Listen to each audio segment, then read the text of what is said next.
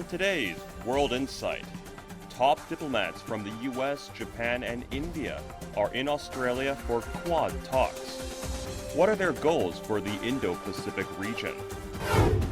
And a huge light-projected tiger from the creative mind of a Swiss artist, and what it took to get it right. We have a chat with the artist himself. Tiger, that's it.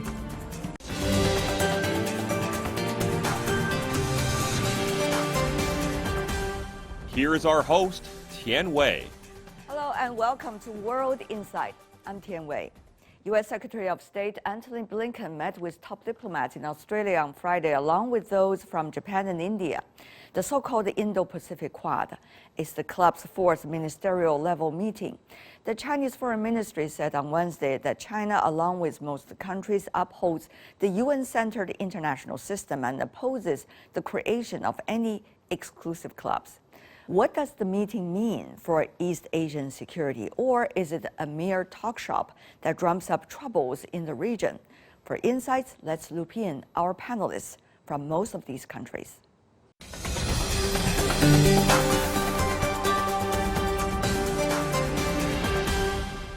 For more on the Indo-Pacific, we are joined in New York, Daniel Russell, who's the Vice President for International Security and Diplomacy at the Asia Society Policy Institute in Asia. In New Delhi, we are joined by Sitrapu Uday Bhaskar, who is the Director of the Society for Policy Studies. In Tokyo, Yoshikazu Kato, Research Fellow from Rakuten Securities Economic Institute. Last but not least, in Shanghai, Shending Li, Professor from Institute of International Studies, Fudan University. Gentlemen, welcome to the program. Let me start by asking you, Mr. Russell, how is the U.S. trying to balance its priorities at this point?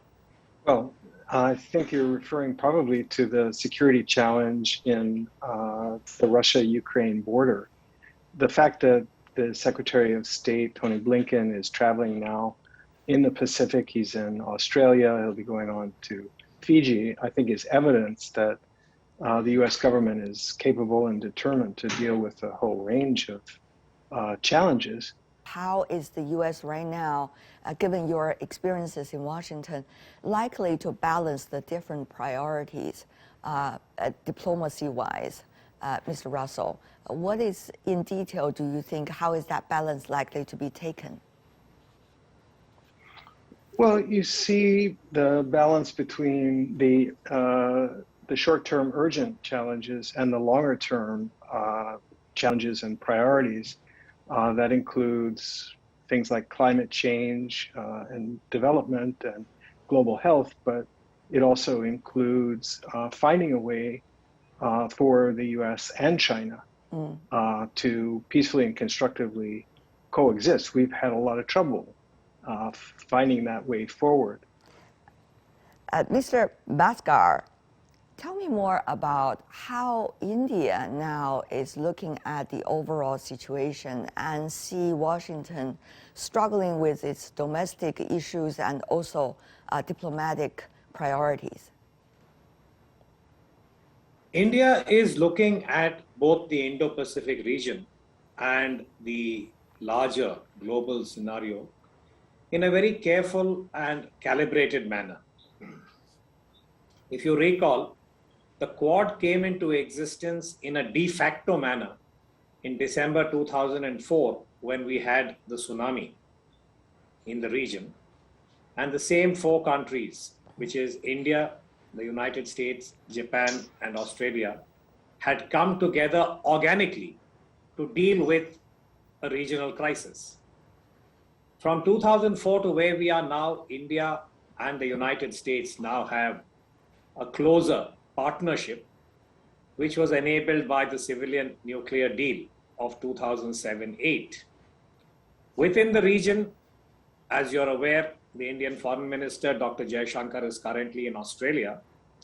And the same four countries which had met at the summit level in a virtual manner are now looking at ways and means of taking forward this engagement. And as Mr. Russell pointed out, there are a number of issues which need a collective approach.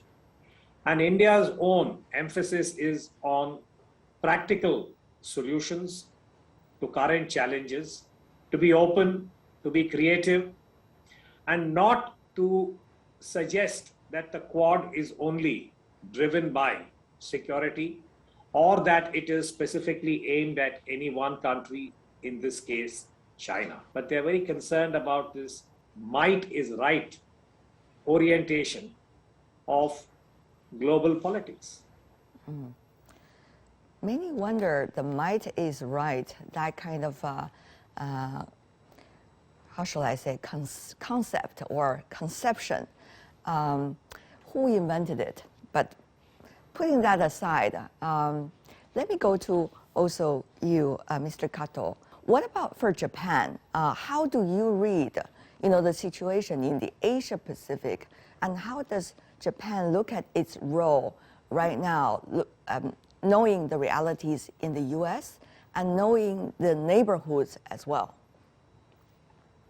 Sure. Japan obviously makes a point of Indo-Pacific quite well, and Japan is going to hold the Quad Summit this year. So it's a very important preparation in Australia. And I think now, a lot of crises, like Mr. Russell pointed out, short-term challenge or long-term challenge, and crisis would happen in the world. Sometimes in Ukraine, sometimes in Iran, maybe sometimes in Ukraine Peninsula. But I think what is important is we need to get together and share our interests and crisis perspective among like-minded nations.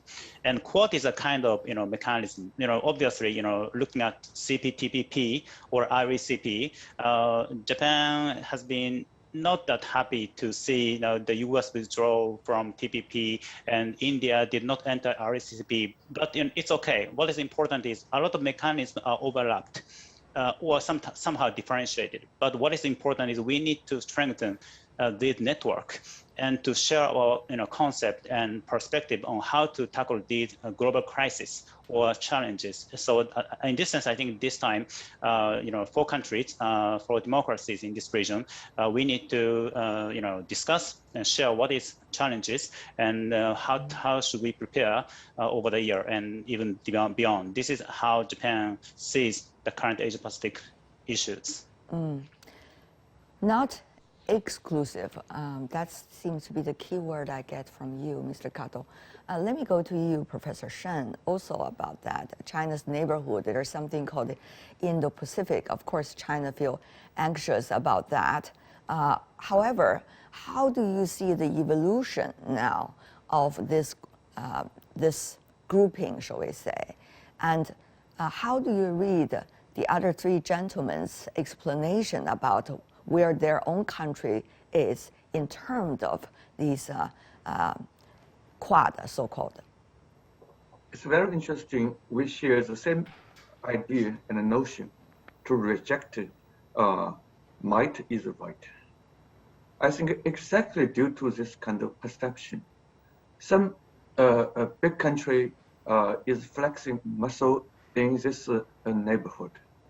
That has created the perception by the Quad members that China might be not legal by doing something. And they perceive China's flexing of muscle showing its will could already threaten or potentially threat the region. Therefore, they need to work together in the name of Quad to promote democracy, to promote freedom of navigation. China and the U.S. is already in Cold War or new Cold War. Is there any space, maneuvering possibilities still that the two countries might be able to, as the two leaders pledged earlier during their first virtual summit, that they're going to work together on the global issues? Have we seen much actions toward that direction? Under that circumstances, with that backdrop, where is this, the U.S.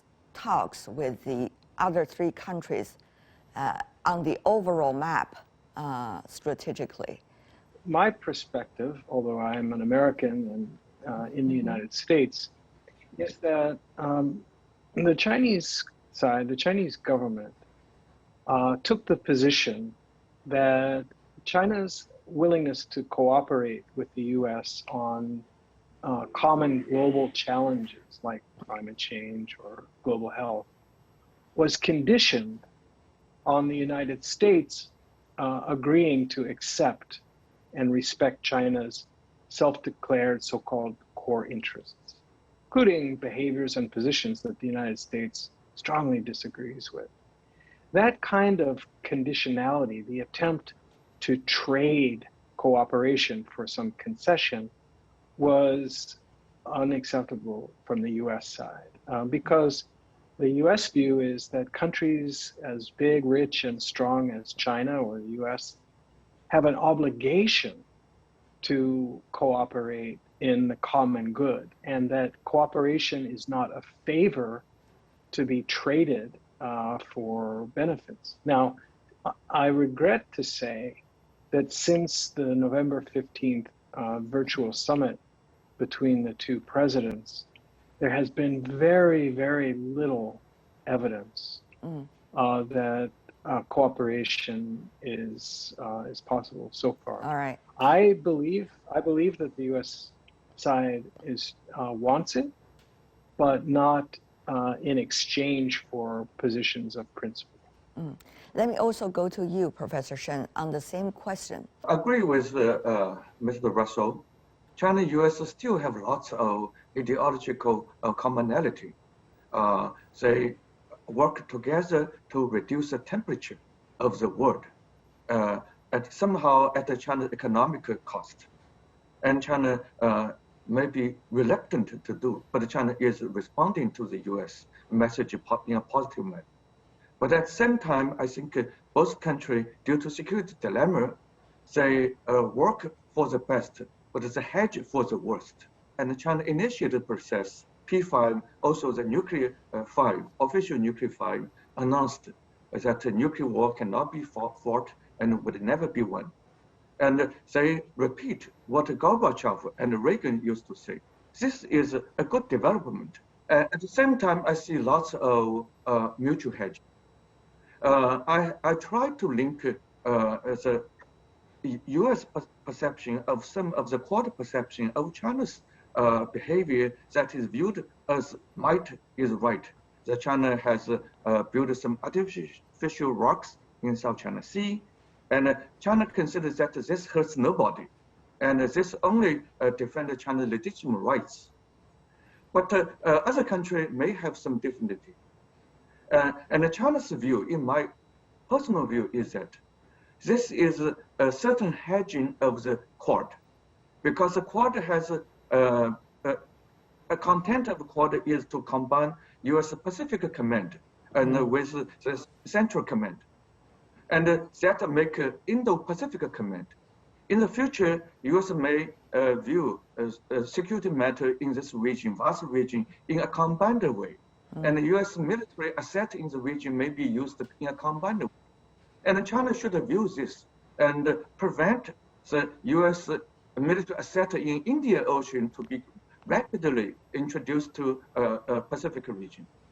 This is what the U.S. is viewed. China is applying area denial or access denial. China need to have some island in order to deny the U.S. flex a muscle. So China's behavior is to counter the U.S. might of right. But the U.S.'s view, China's behavior of such, is to potentially to undermine the regional security order. And the order is that China has no right to manage Taiwan's future in its own. It has to get the peaceful consent of the Taiwan side.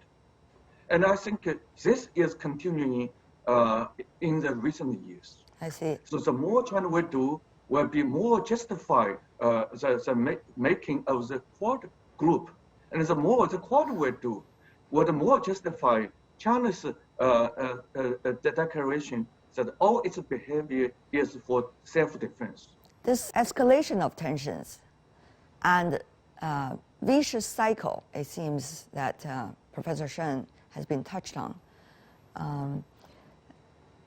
is giving us ever more concern about what's next in the future. So I want to come back to the other two guests, Mr. Bhaskar and Mr. Kato, both from India and Japan. Tell me more about how that balance needs to be kept in a way. India seeks harmony within the region, which is why I opened my remarks saying that this is open-ended. This wants to be creative with the current global challenges. Mr. Kato, please, also from your perspective. We want to stabilize Japan, our case relation to tackle some regional crisis, and including Quad. So now there are three, right? Our top priority with the US, economic tie with China, but we need more. So more, internationalized or regionalized framework is necessary to ensure Japan's interests. In this sense, I think our top priority is peace. Understanding the other sides might be a very important start to think about the solutions. I really appreciate that. Thank you so much once again. Daniel Russell, Uday Bhaskar, Yoshikazu Kato, Shending Li, thank you. This is World Insight. Coming up, a huge light projected tiger from the creative mind of the Swiss artist. The great timing and what it took to get it right in my chat with the artist himself next. So let's do something. A projection, a lion tiger on the Eiger.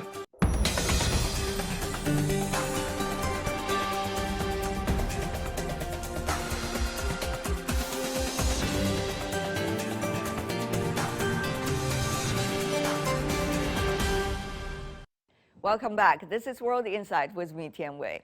Switzerland welcomes the Year of the Tiger with the largest work of art in the world, featuring a huge tiger projected by Swiss light artist Gary Hofstetter onto the inner north face in Grindelwald. The projection of a more than 5-kilometer long and over 2-kilometer tall tiger is a nod to the Chinese lunar calendar and to international solidarity. Hofstetter timed the light art with the start of the Beijing Winter Olympics as a beacon of motivation for athletes and a moment to drum up environmental awareness globally. Earlier, I talked to the artist. He told me how he got the idea and how his team prepared to get the tiger light projection right. It's a huge project. Gary, what a pleasure to see you. That's a terrific work. Thank you very much. Thank you for the compliment. How did you come up with the idea of using tiger and that specific tiger? It's a long story. So I like to be out in the mountains, in the nature. And when I once visited this region, of course, as a Swiss citizen, you have to see the Eiger, this mountain, once in your lifetime.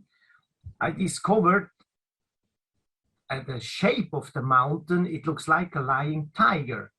And this was about 10 years ago. And then I was smiling, oh, wow, nice tiger.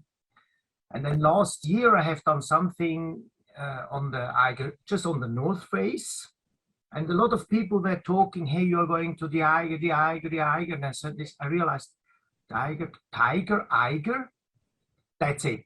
We have in 1 year, Year of the Tiger. I like the tiger. It's a proud animal. And I know about the Chinese New Year because I'm a tiger too. Oh. Yeah, that's it. So, oh, that's a good thing. And also for the Olympic Games starting in Beijing. So let's do something, a projection, a lying tiger on the Eiger, and bring this to the New Year, Chinese New Year, Year of the Tiger.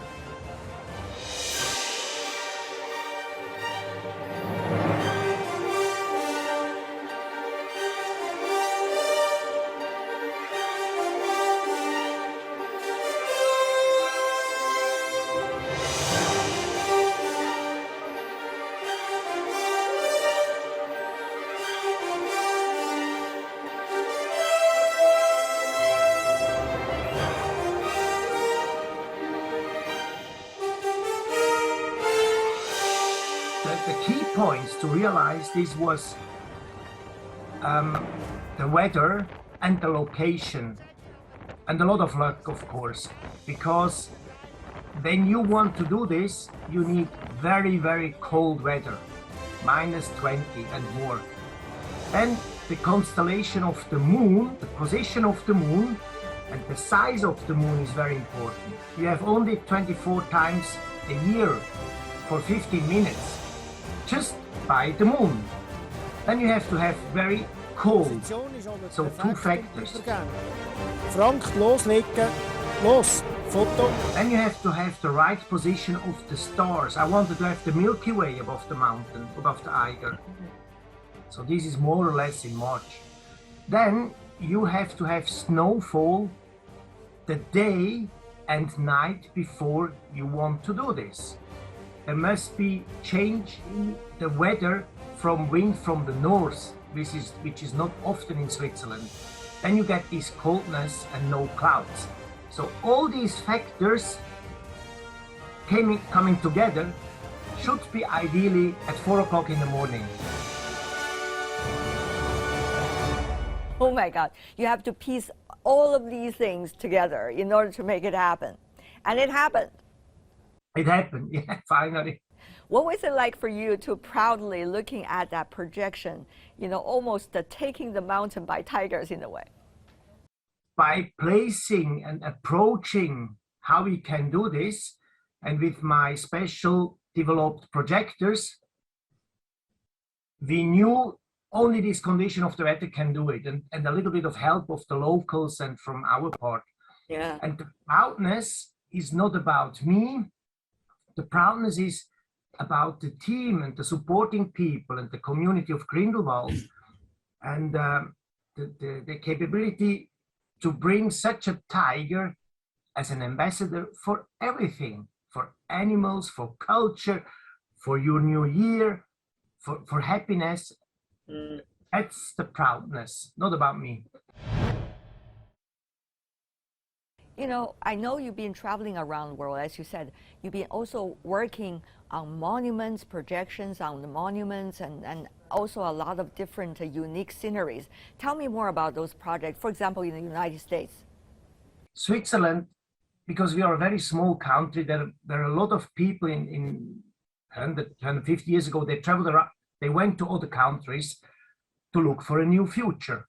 Like in your country, also in USA, Switzerland is having a lot of connections to that nation. So I developed the concept to show our people that there are so many monuments in the USA. I read about 89,600 monuments. I read all the stories, and I discovered so many connections directly connected to very well-known monuments in the USA. So I decided to make a tour to all 50 states and selecting one monument per state and projecting the history of the USA, of that monument in the USA, and the history which is laying of Switzerland to that monument. So far we made 17 monuments. We had to stop because of the COVID, but we will go on this year. I know that you are doing works also related to the environment, even in the Arctic. Tell me more about those works.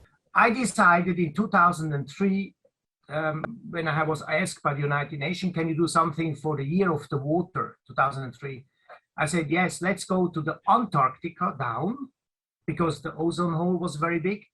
And I will project a polar bear, which is living up in the north. I will bring him to the penguins. I will project him on the penguins, because when the situation will come on our planet where a polar bear is going to see in real a penguin, we have a problem, climate-wise. And this picture became so famous. It was a tough thing with the Russian boat, the icebreaker, blah, blah, blah. So I decided after 2 of these heavy trips to go up in north, in the Arctic, where the polar bears are living. And this is actually very sad. The icebergs I discovered in 2006 up there, they were 110 meters high below above waterline. Last year, I was there again for the 7th time. The iceberg are about 70 meters above the waterline. This is, it's not small talking. I can prove this, everybody, and it's sad. And that's the reason why I have done this expedition, to project images on icebergs, waterfalls, rainforest last year. A rainforest on an iceberg in the Arctic, your brain starts thinking. These pictures are really, they go into your heart, and you start thinking what we are doing here. But everybody has to do his own mind up what he can do for our planet. I'm not somebody telling you, you have to do this, this, and this. I'm just presenting in a nice, touchy way, and then it's up to you what you do. Gary, there are so many challenges that are not solved, and the current mechanism that we have in the world is not very helpful. And people felt helpless. So they sometimes would love to shift their attention and focus from those specific questions to something else, just to fun, to daily life, and just to get away from those unsolvable, quote unquote, problems. But as an artist, you have to think about these questions and use them for inspiration. But that's a painful process, though also a creative process. Tell me more about how you are digesting about these challenges and what gets you going in terms of the energy. The energy I'm getting to do these projects because I work in the nature and with light. We are coming physically because of light. So because of light hit something, there was something going to exist, even plants and animals and water. With this light, with messages with light, you touch the heart of the people. It's not a heavy, dark message tool. It's a light message tool. You understand, point one. Point two, I digest because I have seen so many beautiful sunsets and sunrise. And every day when I wake up, I'm so grateful that I can stand up myself and start a new day. This is what I believe is to digest, to be grateful. And the energy I'm getting is actually the feedback, like you, from your nation, from China, that they love the tiger. It's proving I'm on the right track of my life. That's my talk with Jerry Hofstetter, Swiss light artist. Look at that huge tiger on the Aner. That's all the time we have for today. If you'd like to know more, search World Insights or check out our YouTube channel. Follow us on Twitter and Facebook. I'm Tian Wei. On behalf of the team, thanks for being with us. Bye for now. Have a great weekend.